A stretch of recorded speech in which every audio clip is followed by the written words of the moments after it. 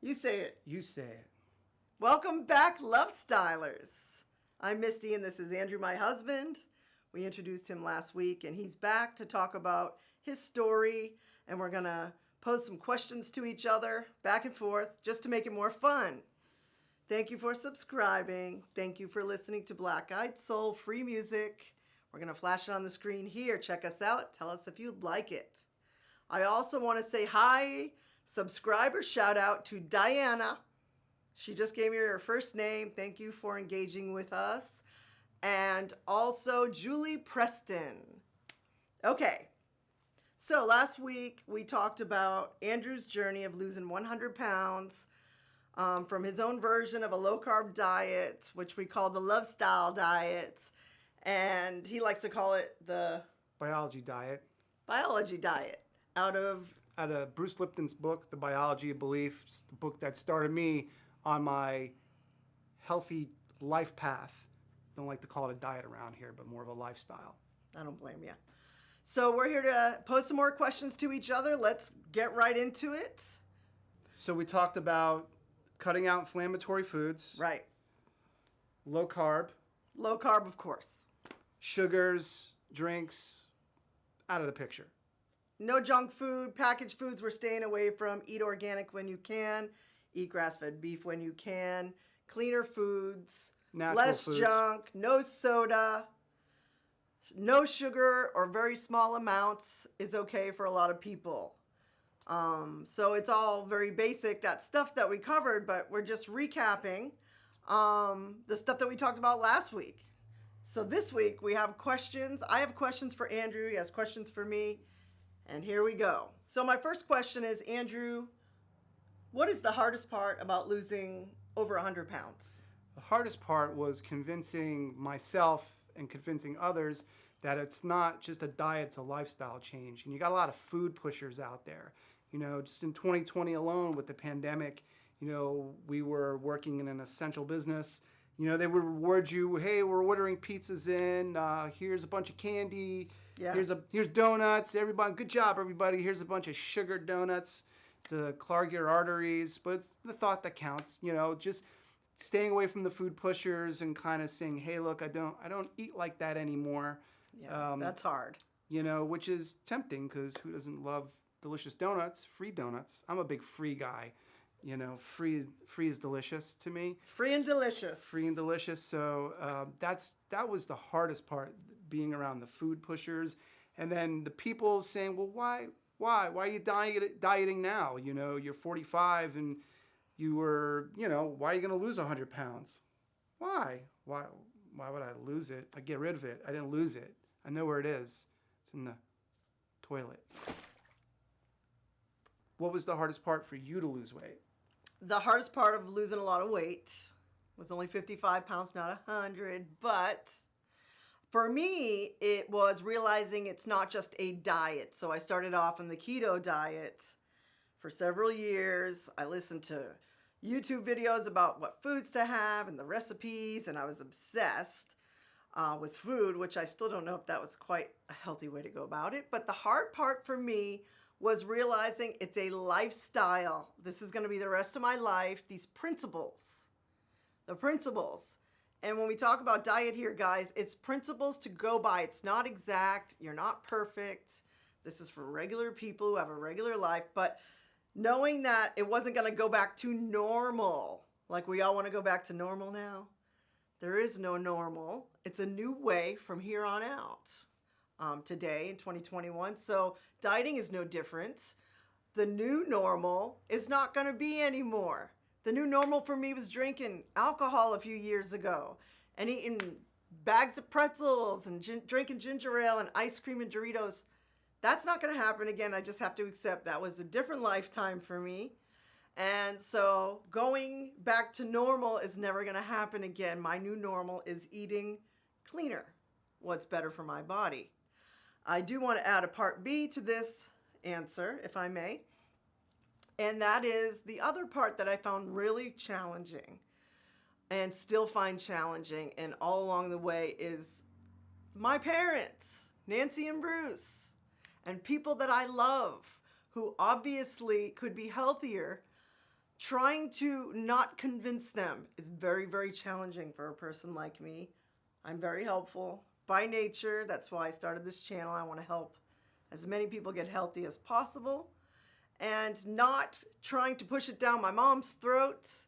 Mom, you really should eat this way. Dad, you got to start your diet over and change the way you do things so you can live for 40 more years, stuff like that. I find it really hard not to sort of push my opinion on other people when it comes to ways that I could help them. So I have to realize, and this is my recommendation, this is a very long-winded answer, but let people come to you, and they will, if they're very interested in cleaning up their health and becoming their best version, they will come to you. So try to lead by example.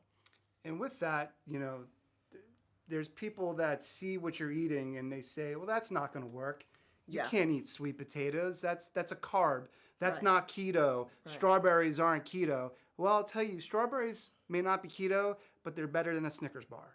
So, Andrew, we know that you cut out processed foods, sugars, inflammatory foods, grains, and what other tips might you have for people who are trying to lose weight like you have? Well, what I did after that, once I started getting the food intake and I started noticing a difference, so what I did was I started with intermittent fasting. So I would try to fast for at least 15 hours from 8 p.m., 9 p.m., and not eat till 12 p.m. the following day at lunchtime. I would basically skip breakfast.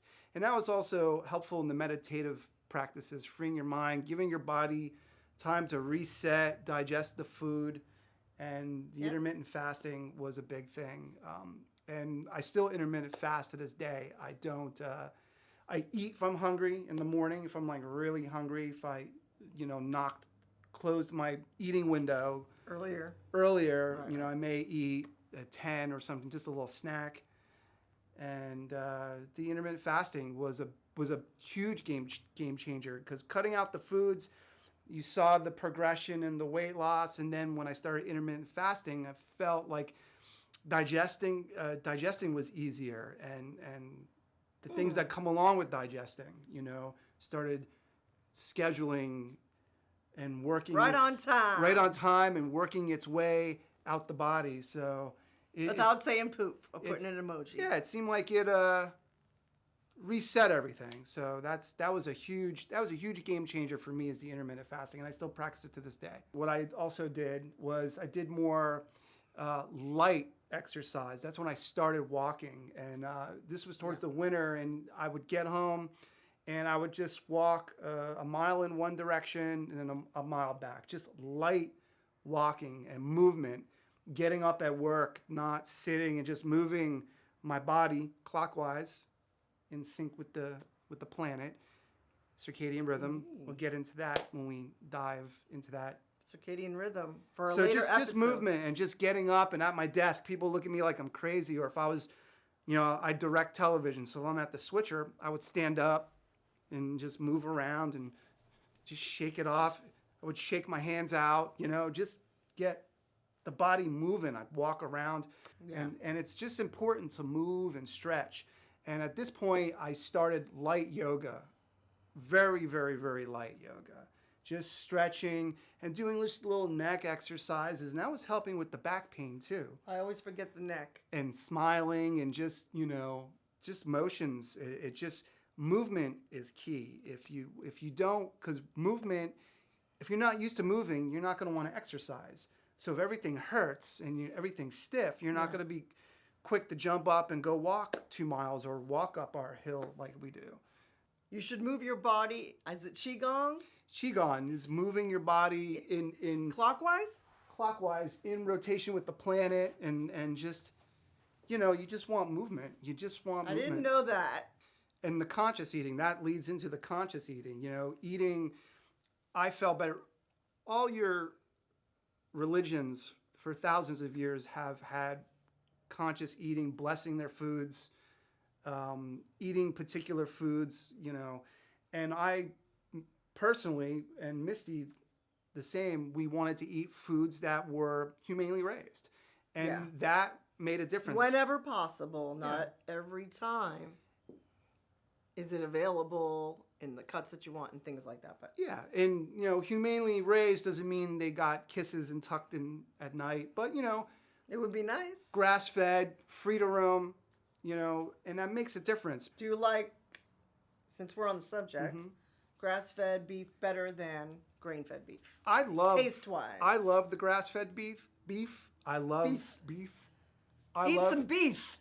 I love the grass-fed stuff. To me, I do taste a difference. I love is it the Wagyu? Yeah. Wagyu. How do you say it? Wagyu? Beef? Wagyu burgers. Australian stuff? We get them. New Zealand or something? Yeah. Those aren't obviously, that's not locally grown, but Costco sells these Wagyu patties. Yeah, Costco's stepping it up with this stuff. And to me, I like those hamburger patties. If we can get like the grass-fed when it's on sale. Once again, if you can afford this, organic, you don't always have to eat organic. You can eat natural, and that's a little bit cheaper than organic. And just trying to slowly, consciously. You don't have to. Can I interrupt you? Yes, you can, my dear. Oh, thank you. Some people are very dogmatic when it comes to diet. You can't eat that. That's not on the list. And this is the stuff we're talking about on this channel. And this year we're going to loosen it up just a little bit.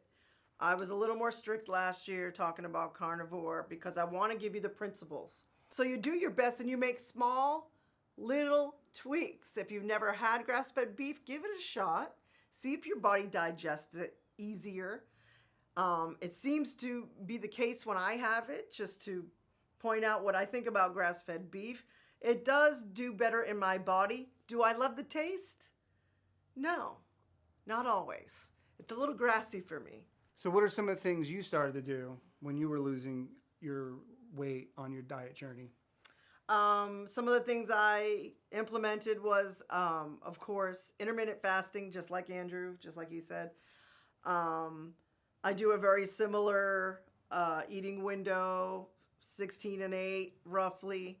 One thing I do differently than Andrew does, he likes to have a little midday snack of blueberries. Mm-hmm. Cheese. Or cheese. We both work a similar schedule. And I do not eat, usually. Now, I'm not saying I'm perfect, because sometimes we're on vacation. Sometimes I want a little something. But usually I do not snack between meals. I have 2 meals a day. One at about noon or 1. And one at dinner time with Andrew about 7 or 8 at night.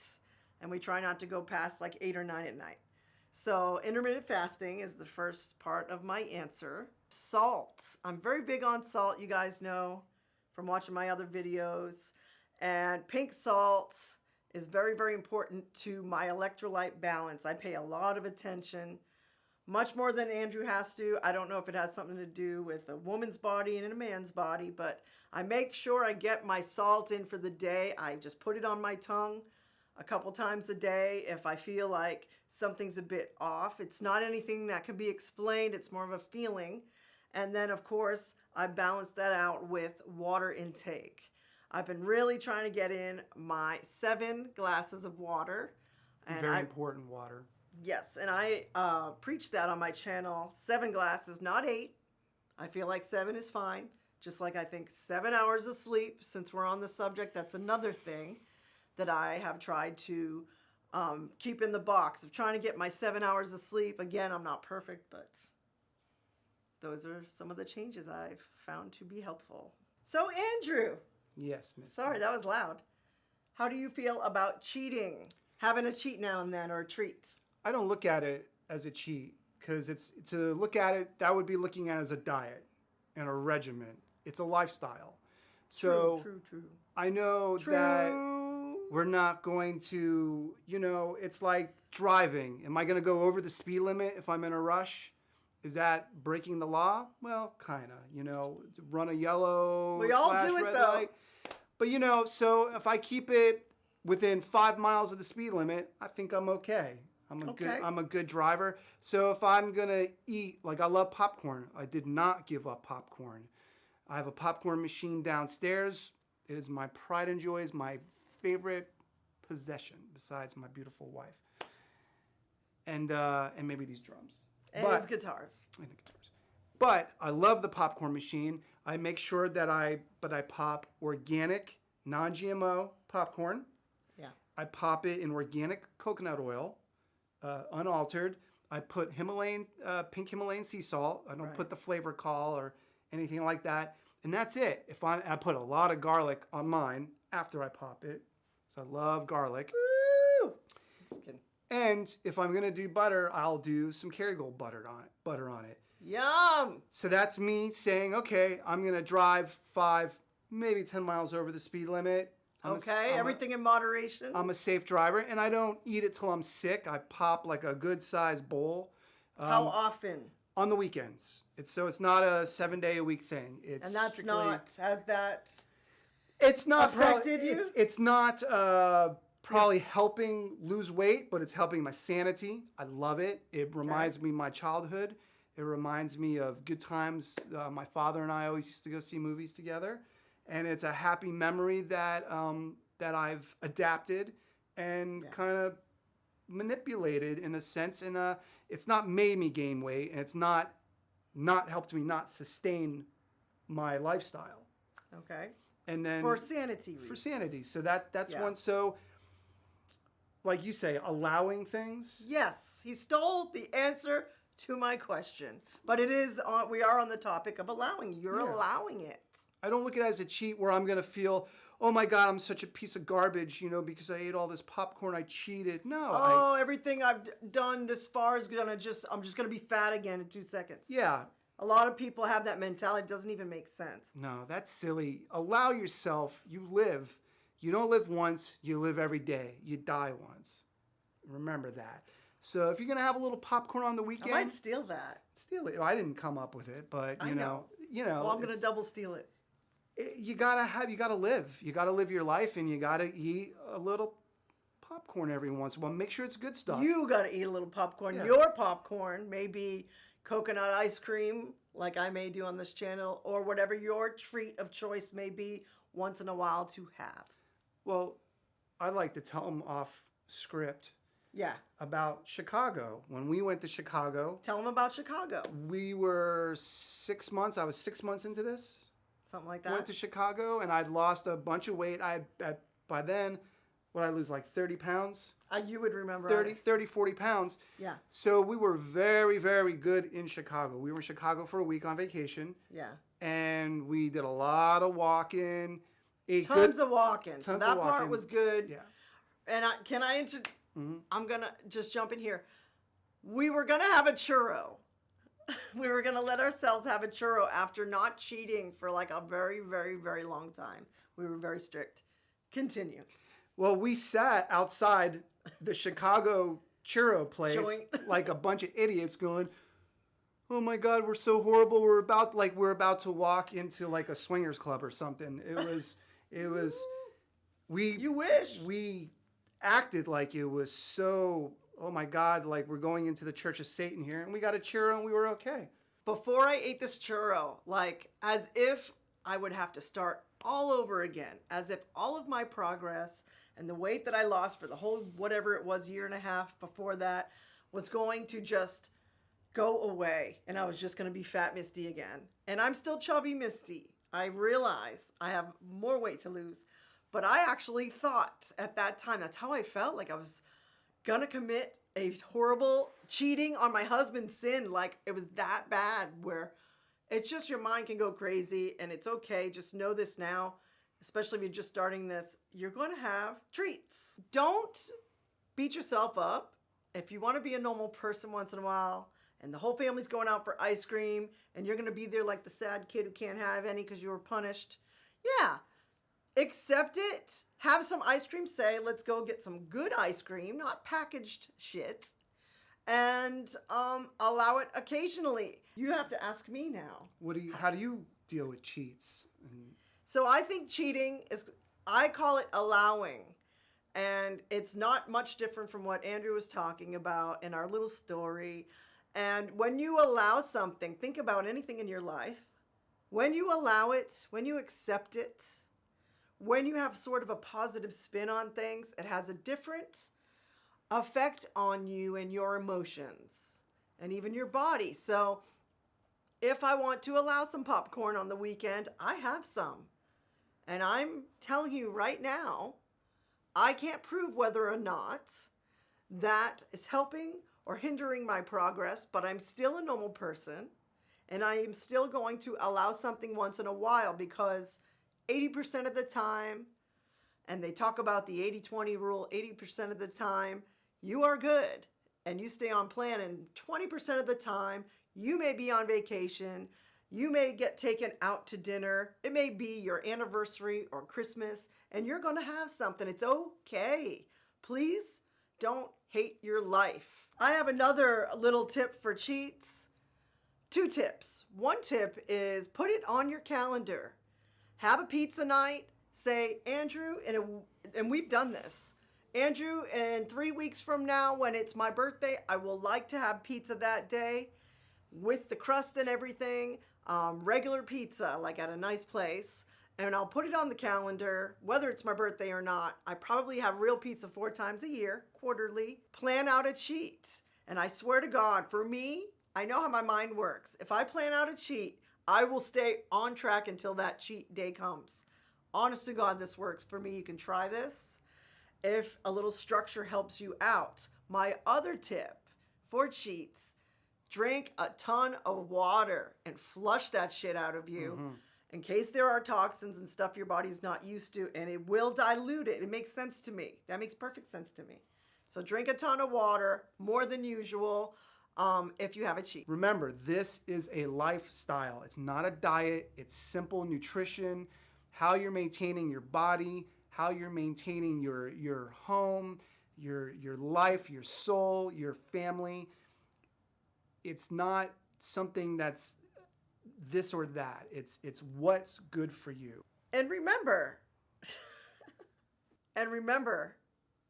your head has a brain, your heart has its own brain, and your gut certainly has its own brain. This is like new stuff.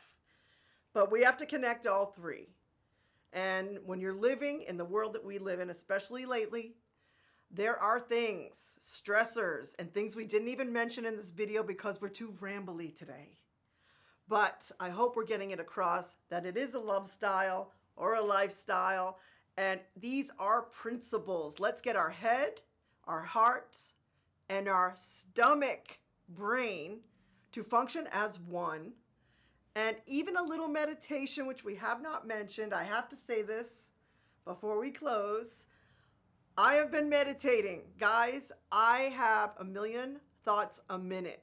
I have a crazy brain and I have trouble focusing in on things. And I can tell you, Andrew has been helping me and sort of making me meditate for 5 minutes once or twice a day. And it has changed things for me in the last 2 weeks so severely.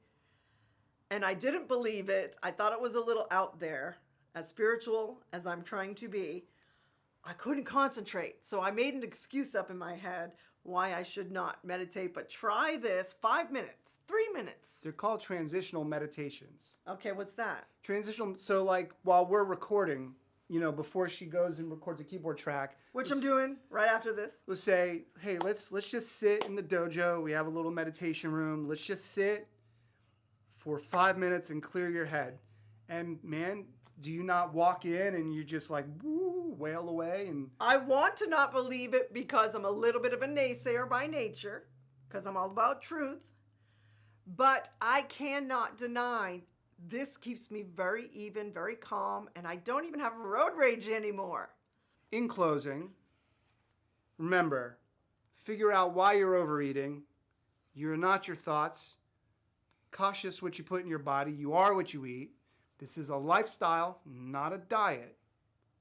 Love each other.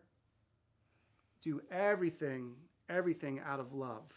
If you're not doing it out of love, it's not worth doing. Love.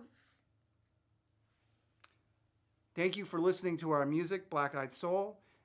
It's free if you got Spotify accounts, YouTube, iHeartRadio, Pandora, Apple Music. If you got Is it on Amazon. iHeart?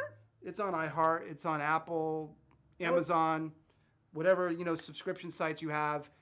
If you want to support us, listen to the music. If you want all this good life stuff, our philosophies are in that music. And plus, it's pretty damn awesome music. And it's free.